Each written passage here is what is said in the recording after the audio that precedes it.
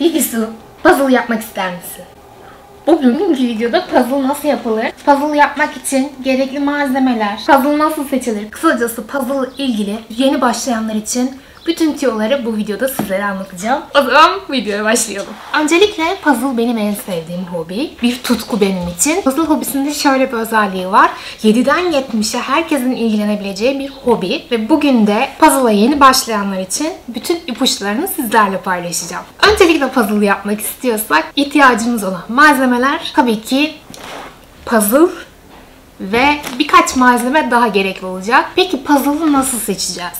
Puzzle seçimi yeni başlayanlar için aslında çok önemlidir. Yeni başlayanlar için benim tavsiye edebileceğim başlarken 500 parçalık puzzle'larla başlamanız ya da 1000 parçalık puzzle'larla. Ama daha düşük ya da daha yüksek parçalı 300-250 parça ya da 2000-3000 parçalık puzzle'larla başlamak sizin hevesinizi kıracaktır. Ya da daha sonraki puzzle'lar için çok kolay gelecektir size.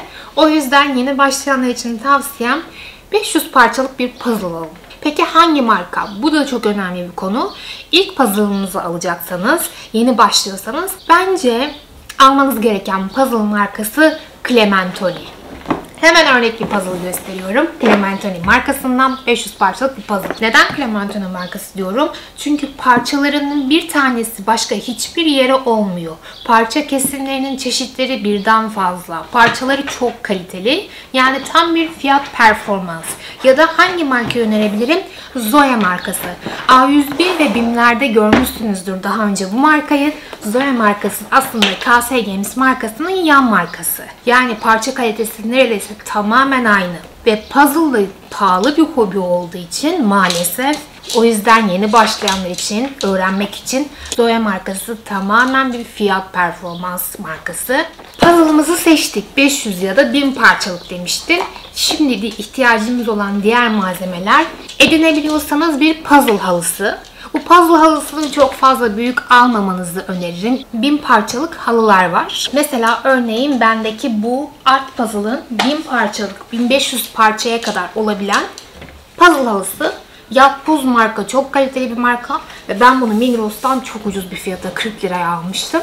Bu şekilde böyle bir Yapboz markasını özellikle önerebilirim.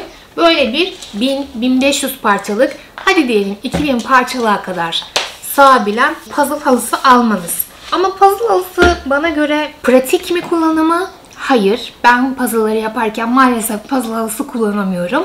Bir masa kendime edindim. Bu masada tüm puzzle'larımı yapıyorum. Bu genellikle 1500 parçaya kadar olabilen bir... Hatta 2000 parçaya kadar olsun diye de puzzle sepetinde üretilmiş puzzle tabloları var. Bu tabloları normal masanın üzerine koyduğunuzda puzzle'ınız genişleyecektir. Ben o tablolardan da 2000 parçalık aldım. Benim puzzle yaparken olmazsa olmazlarım masanın üzerine bir mukavva.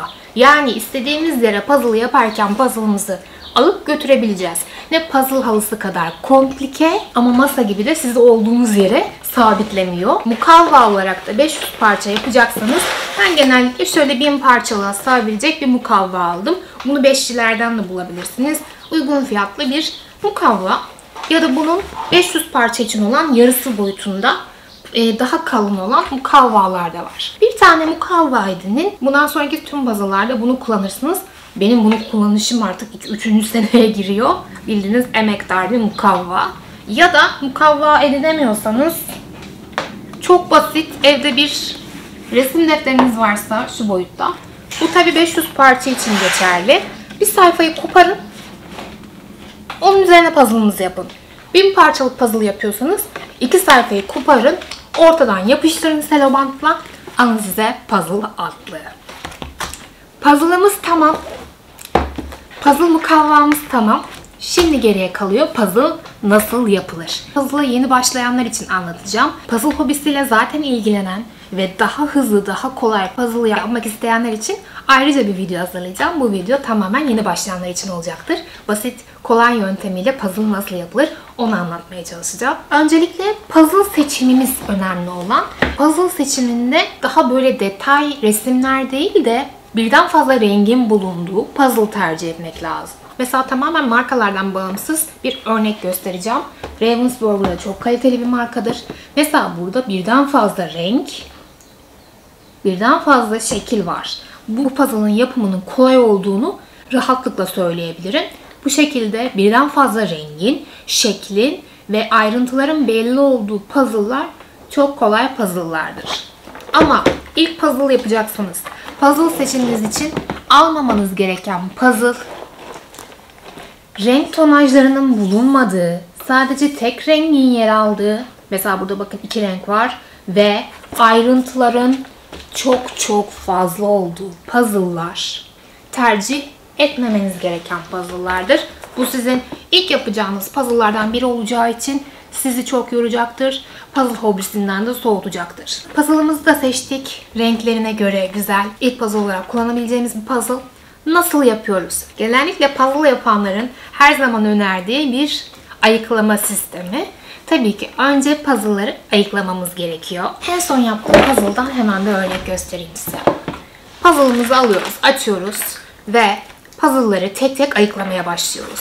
Ayıklayacağımız şey dış parçalar ve iç parçalar. Hatta iç parçaları ayıklarken yanınıza birkaç tane plastik bardak ya da bir kap, kase gibi eşyalar alın. Bu kaplara da renkler birden fazlaysa ve bol bolsa renkleri ayırın. Yani öncelikle bir tasnif sürecimiz oluyor. Dış parçaları ayıklıyoruz ayrı bir yere. İç parçaları ayıklıyoruz ayrı bir yere. Hatta iç parçalarda da mesela morları bir kaseye, turuncular varsa bir kaseye, dış parça mı çıktı yine dış parçaya. Bu şekilde tüm puzzle poşetini ayıklıyoruz. Ayıkladıktan sonra yapmamız gereken dış parçaları birleştirmek.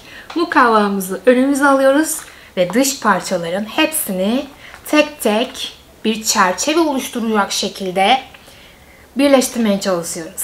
İşte bundan sonra zaten puzzle'ın temeli olmuş oluyor. Yapmamız gereken renklerine göre ayırdıysak ya da şekillere göre ayırdıysak bu ayırdığımız parçaların mesela turuncu diyelim, turuncuları alalım ve ondan sonra birleştirmeye çalışalım. Burada da önemli olan şey puzzle parçalarının girinti ve çıkıntılarıdır. Neye dikkat ediyoruz? Puzzle parçalarının girinti çıkıntıya denk gelecek şekilde ve boyutları birbirini tamamen kaplayacak şekilde, uyum sağlayacak şekilde puzzle'ı birleştirmek. Ve puzzle'ı birleştirdiğinizde o çıkan çıt sesi size puzzle'daki en büyük keyif. Onu söyleyeyim. Bir puzzle parçasının diğer parçaya olmadığını arada kalan boşluklardan, iki puzzle parçasının arasındaki boyut farklılıklarından ve birbirlerinden oynamasından anlayabilirsiniz. Eğer parçalar üzerinden ilerleyemiyorsanız mutlaka kullanmanız gereken puzzle ön kapağındaki görsel. Bu görseli mutlaka yanınızda bu şekilde tutun ve parçaların yerlerini tespit edin. Ona göre o çerçevenin içerisinde neredeyse mesela burada alın oraya koyun. Ondan sonra orada birleştirmeye çalışın. Benim şimdilik aklıma bunlar geliyor. Daha hani teknik olarak puzzle parçalarının tasnifini ve şekillerine göre ayıklamasını da bir sonraki videoda puzzle bilenler için daha hızlı puzzle nasıl yapılır o konuda anlatabilirim. Giriş seviyesi puzzle 101 videosu için bu bilgiler umarım işinize yarar. Ben puzzle yapmayı çok seviyorum. Siz de başlarsanız umarım siz de benim gibi bir puzzle sever olursunuz. Çünkü bu hobi çok zevkli. Bir başladınız mı gerçekten bırakamayacağınız bir hobi.